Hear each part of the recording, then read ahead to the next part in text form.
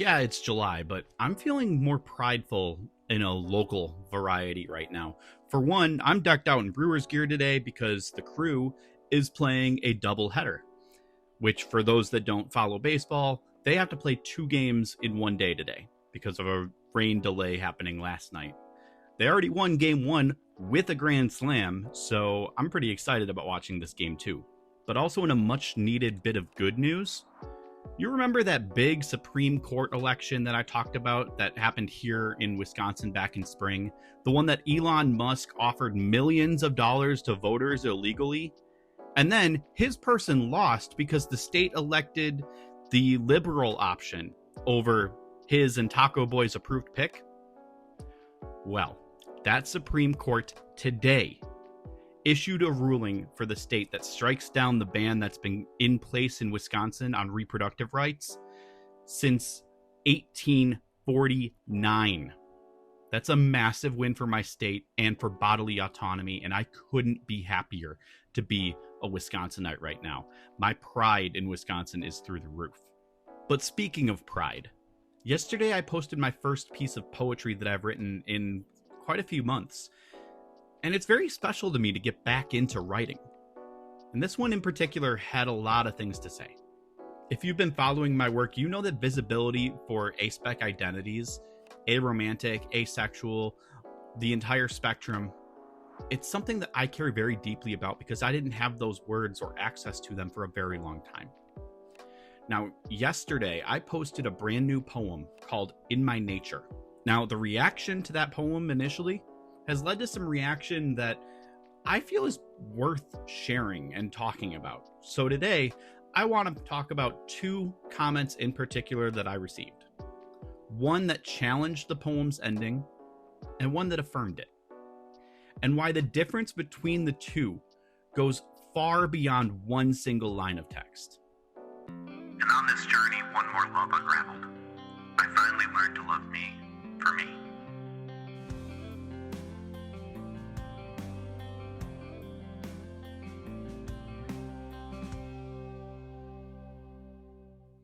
I could have you go back and watch the poem separately, but I'm going to save you some time and just show you the poem here. A firefly won't extinguish its light. That's how it was made, to be a guide in the night. A hermit crab can't remain constricted. It's outgrown its home. Its needs have shifted. Most owls hunt when the sun is no more, using shadows for strength as they clandestinely soar. You accept the instinct of all these creatures, yet you cannot accept me and my own innate features. Would you tell the firefly to go unlit, or the crab to try and make itself fit? An owl can't change when and what it pursues, because some things in life we don't get to choose. Telling me to quiet down because it's no longer June is like telling a butterfly to stuff back in its cocoon. I don't exist for you to live comfortably. I exist as I was made. Proud, aroace me. I don't exist for you to live comfortably. I exist as I was made. Proud, aroace me. Now that last line sparked some very different reactions. One comment that I received said, if we remove the last sentence, it could apply to all sexualities and identities. I'll be totally transparent with you. I really thought about that. I want my work to resonate with people. I want it to feel accessible. So I found myself asking the question, would this reach more people if I made it less specific? If I made it more inclusive to the entire queer community? I even started brainstorming some alternative lines, words that could rhyme with comfortably, words like identity, or what I could do, maybe sexuality could have rhymed with it. I hovered over the delete button on that original video more than once, thinking about taking it down and just redoing it. That doubt that I was feeling, that pressure, it's very real for me. And especially when you're creating something from a lesser known identity group. And then on top of that, my ADHD, my depression, it has me second guess myself a lot. I get a lot of anxiety from it. So I came very close to doing that. But something about it just wouldn't sit right with me. And not in like a artistic, this is my work kind of way, not an ownership kind of way. So I talked it over with a good friend of mine that you may know, Lynn Saga. We talked for a while about it and really tried to deconstruct what it was about that comment that bothered both of us until we recognized it. That this comment, even though it was well-intentioned, is a microaggression. Specifically, it's a form of aspec erasure. Here's the thing. If I change that final line to be more vague, it goes from being a poem that names the aroace experience to one that simply gestures at identity in general. It becomes just another queer poem. And I don't mean that in a dismissive way. There are hundreds of thousands of queer poems already. Maybe even more, maybe in the millions. Many of them are powerful, they're emotional, they're needed, but most of them do not include or even acknowledge aspec people. When we ask aspec creators to generalize our work in the name of inclusivity, we are often being asked to remove the only part that made it visible to us in the first place. Inclusivity that requires erasure of an even more marginalized group isn't actually inclusive. It's assimilation. And the people who will lose out are always the ones already barely being heard. Think about it like this. If you're standing on a stage and a mic finally gets handed to someone from a rarely acknowledged group, do you want them to talk about everyone? Or would you like them to speak truthfully about their experience in their voice? See, it's not about your experience fitting everybody else's. It's about your experience being true to you. Because maybe there's some people that do need to hear it.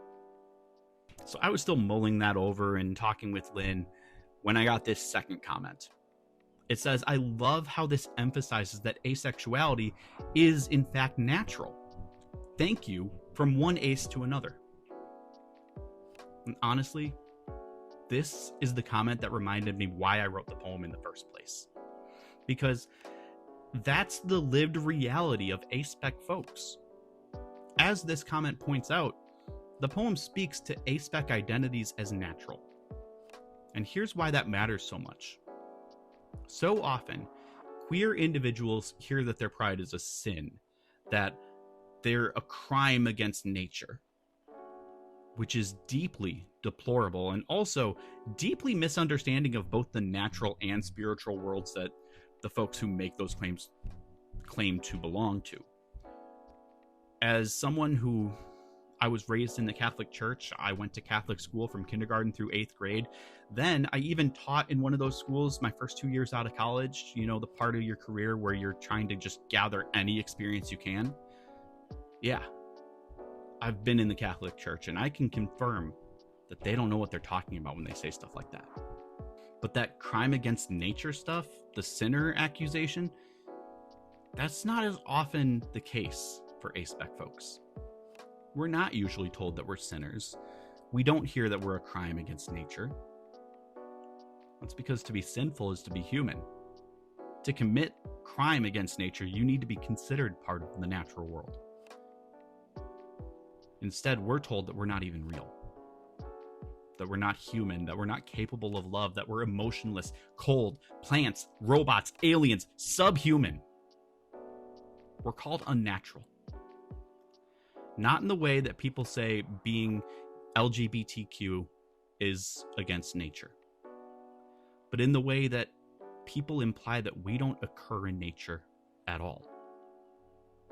So when someone reads a poem and sees themselves reflected for maybe the first time, that's not just nice, that's life-affirming. It's rare and it's sacred. And this kind of invisibility happens everywhere, even in the media that we're supposedly going to be included in. I mean, look at Jughead Jones. He's canonically asexual in the comics, but then that identity got erased in the Riverdale show. And then look at Yelena Belova from Marvel Comics. You know, the Black Widow? She's explicitly referenced her asexuality multiple times in the comics. But when the Hawkeye series came out on Disney Plus, people rushed to ship her and Kate Bishop, completely unaware of her identity or ignoring it. Now, she may be asexual and still want a romantic relationship, but why can't we acknowledge both if you're going to ship her? Why does the asexual part just get erased like it doesn't exist? See, even when we are written into existence, people still try to erase that part of us. In fan spaces, in adaptations, even in the queer community. So no, I'm not going to soften the ending of my poem to make it more palatable. Because there are so few pieces out there where aspec people get to feel fully human, let alone proud. This isn't just about one comment. It's about how often aspec people are expected to water down ourselves just to be allowed in the room. When someone says, "Can't this apply to everyone?" what they're often unintentionally doing is asking us to give up our seat at the table for the comfort of the larger group, which is rather ironic considering how my poem ended. But real inclusivity, that means adding more chairs to that table. It means letting everyone be fully themselves, not blending everyone into the same shade of beige. We need more diversity within diversity. That includes ace and aro folks being recognized as themselves. That includes poetry that ends in proud aroace me, without apology. I almost erased myself from my own work because of a well-meaning comment. And I think that's something a lot of us aspec creators can relate to. But I'm glad I didn't. Because one person saw themselves. And for me, that's enough. So the person who asked me to change it, I hope you understand now why I didn't. And to the person who said thank you, I'm glad it reached you. If you're someone who's been told you're unnatural, that you don't feel enough, that your identity doesn't count, I want you to know you do. You're real. You belong. And if you're someone who's trying to be inclusive, thank you.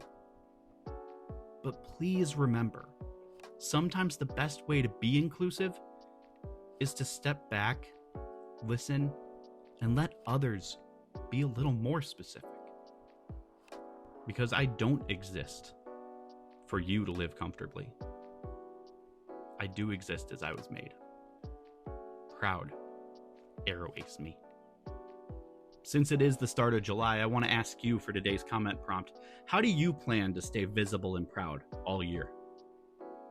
And if this video resonated with you, please remember to give it a thumbs up, share it out so others can see this message too, and subscribe to my channel for more content like it. And if you enjoyed the poem that I read and you want to check out more of my work, you can check out my book, Limitless, Poetry of an Aromantic and Asexual Journey.